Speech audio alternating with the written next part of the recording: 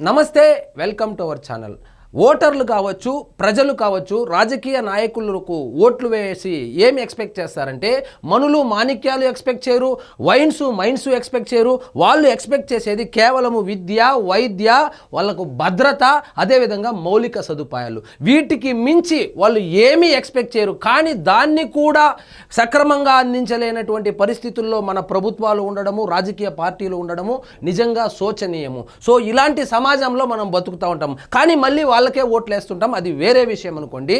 స్వతంత్రం వచ్చి దాదాపు 8 దశాబ్దాలు అయినప్పటికీ సో మనము అతి తక్కువ ఖర్చుల్లో మిసైళ్ళు పెడుతున్నాము, రాకెట్లు లాంచింగ్లు చేస్తున్నాము, శత్రు దేశాల మీద మెరుపు దాడులు చేసేస్తూ ఉన్నాము, ఆర్థిక వ్యవస్థలో దూసుకెళ్ళిపోతున్నాము. 2G, 3G, 4G, 5G అని చెప్పి సాంకేతికంగా దూసుకెళ్తున్నాము.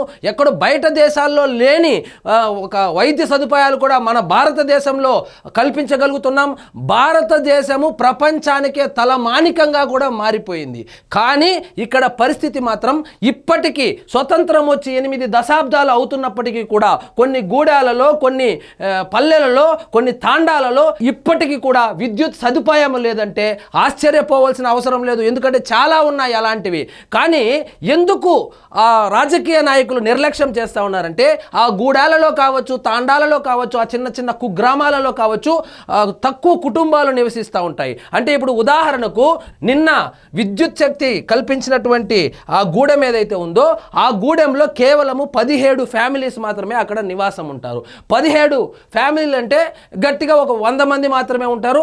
అందులో ఒక దాదాపుగా ఒక 30 మందో 40 మందో ఓటర్లు ఉంటారు. సో 30 మంది 40 మంది ఓటర్ల కోసము నిన్న ఖర్చు ఆ గ్రామానికి 9.2 కిలోమీటర్ల వరకు ఆ కరెంటు పోల్లు పాతడానికి, కరెంటు కనెక్షన్ ఇవ్వడానికి, లేదా సౌర సరఫరా ఇవ్వడానికి కానీ, ఆ బల్బులు కానీ లేదా ఫ్యాన్లు ఇవ్వడానికి దాదాపు 80 లక్షల రూపాయలు ఖర్చు అయిందని చెప్తా ఉన్నారు. సో 80 లక్షల రూపాయలను 17 ఫ్యామిలీలకో లేదా 30 ఓటర్లకో పెట్టడానికి రాజకీయ నాయకులకు, రాజకీయ పార్టీలకు మనసు రాదు. వాళ్ళు మాత్రం వేల కోట్ల రూపాయలు దోచుకోవచ్చు, కానీ 80 లక్షల రూపాయలు పెట్టి ఇలాంటి కార్యక్రమాలు, మౌలిక సదుపాయాలు కల్పించడానికి జంకుతారు. ఎందుకంటే ఓటు బ్యాంక్ పాలిటిక్స్. నేను ఈ పని చేస్తే నాకెన్ని ఓట్లు పడతాయి, నేను ఈ రోడ్డు వేస్తే నాకెన్ని ఓట్లు పడతాయి, నేను ఇక్కడ రోడ్డు తీసుకొని వస్తే అందులో నా సామాజిక వర్గానికి చెందినటువంటి వాళ్ళ భూములు ఎంత ఉన్నాయి,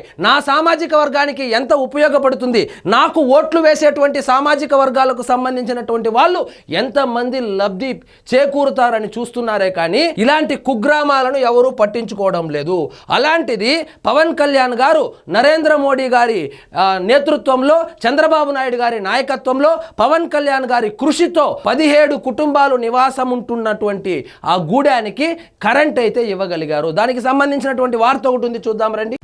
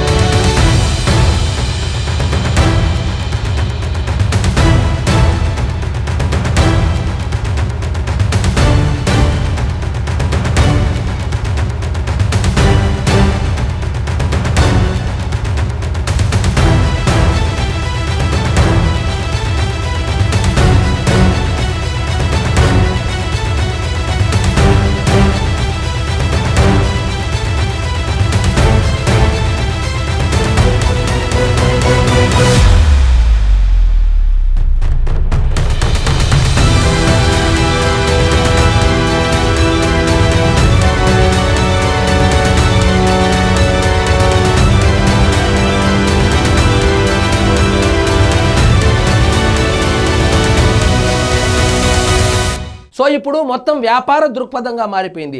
80 లక్షల రూపాయలు పెడతా ఉన్నాం కదా, గవర్నమెంట్కి ఎంత వస్తుంది అంటే ఇప్పుడు 17 ఫ్యామిలీలు మ్యాక్సిమంగా ఒక 200 రూపాయలు 300 రూపాయలు వాళ్ళు కరెంటు బిల్లు నెల నెల పే చేస్తే ఎప్పుడు ఈ 80 లక్షల రూపాయలు రికవరీ అవ్వాలి అనేటువంటి ఉద్దేశంతో వ్యాపార దృక్పథంతో ఆలోచించి ఈ రాజకీయ పార్టీలు కూడా ఇలాంటి కుగ్రామాలను నిర్లక్ష్యానికి గురి చేస్తున్నాయి. లాభాపేక్ష లేకుండా పవన్ కళ్యాణ్ గారు మంచి మనసుతో సో ఇది వ్యాపారం కాదు కదా, ఇది ప్రజాసేవ కదా, మనం చెయ్యాలి అని చెప్పి దృఢ సంకల్పంతో ఈ గ్రామానికి ఈ గూడానికి అయితే కనుక వెలుగు వచ్చింది. యాదృచ్ఛికమో లేదా కాకతాళీయమో కానీ కార్తీక పౌర్ణమి రోజు వాళ్ళ గూడెంలో వాళ్ళ గుండెల్లో విద్యుత్ దీపాన్ని అయితే పెట్టగలిగాడు. ఇక్కడ చూడండి, గూడెంకు వెలుగులు వచ్చింది. నెరవేరిన పవన్ కళ్యాణ్ హామీ. పవన్ కళ్యాణ్ గారు 5 నెలల ముందు అక్కడ పర్యటనకు వెళ్ళినప్పుడు అక్కడ ఉన్నటువంటి ఆ కుటుంబాలకు సంబంధించినటువంటి వ్యక్తులు వచ్చి మేము ఇంతవరకు ఆ కిరోసిన్ దీపము తప్ప మేము ఇంతవరకు విద్యుత్ దీపాన్ని చూసిందే లేదు అని చెబితే ఆశ్చర్యానికి గురయ్యి, లేదు నేను ఏదో విధంగా మీ గ్రామానికి విద్యుత్ తీసుకొని వచ్చే బాధ్యత నేను తీసుకుంటానని చెప్పి హామీ ఇవ్వడం జరిగింది.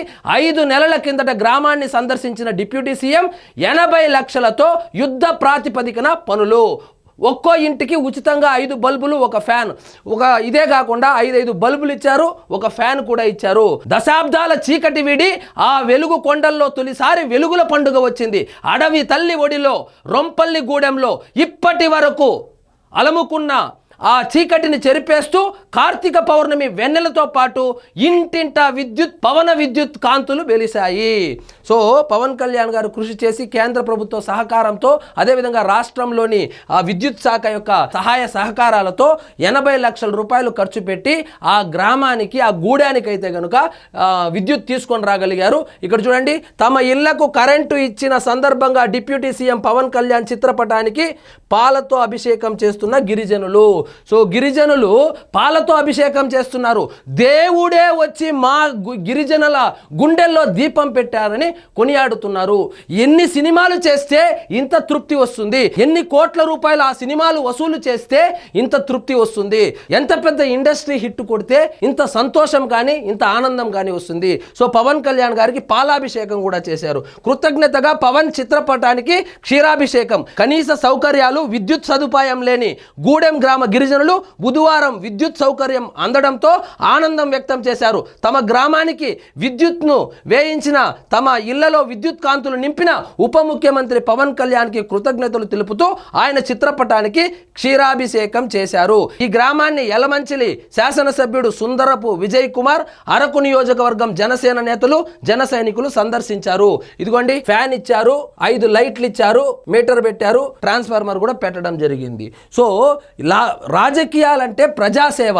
ఇంత పెడితే అన్ని ఓట్లు వస్తుంది, ఇంత పెడితే మన సామాజిక వర్గానికి ఇంత లబ్ధి చేకూరుతుంది, ఇంత పెడితే మనకు ఓట్లు వేసిన వాళ్ళకి మాత్రమే మంచి చేకూరుతుంది, ఇవంతా ఎందుకు, బటన్లు నొక్కుదాము, ఈ డబ్బులన్నీ పెట్టేసి బటన్లు నొక్కితే మన కార్యకర్తల అకౌంట్లలో పడిపోతుంది, అట్లీస్ట్ వాళ్ళు మనకు లాయల్గా ఉంటారని ఆలోచించకుండా పవన్ కళ్యాణ్ గారు 80 సంవత్సరాలుగా విద్యుత్ శక్తికి స్పెల్లింగ్ కూడా తెలియనటువంటి, ఇంతవరకు చూడనటువంటి గిరిజనులకు ఈ సదుపాయాన్ని అయితే కల్పించడం జరిగింది.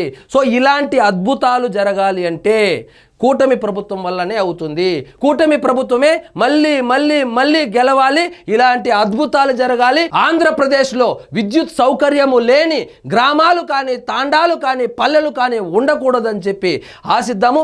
ఇలాంటి అద్భుతాలు జరగాలంటే ఈ గవర్నమెంట్ కొనసాగించాలి. 5 సంవత్సరాలకు ఒకసారి మార్చుకుంటా పోతా ఉంటే వాళ్ళు పట్టించుకోరు. ఎప్పుడైతే ఒక గవర్నమెంట్ కంటిన్యూస్గా ఒక 10 నుంచి 15 సంవత్సరాలు కొనసాగుతుందో, ఉదాహరణకు గుజరాతే తీసుకోండి, గుజరాత్లో ఒకే గవర్నమెంట్ కంటిన్యూగా కొనసాగుతూ ఉంది కాబట్టి అక్కడ అభివృద్ధి సాధ్యమవుతోంది.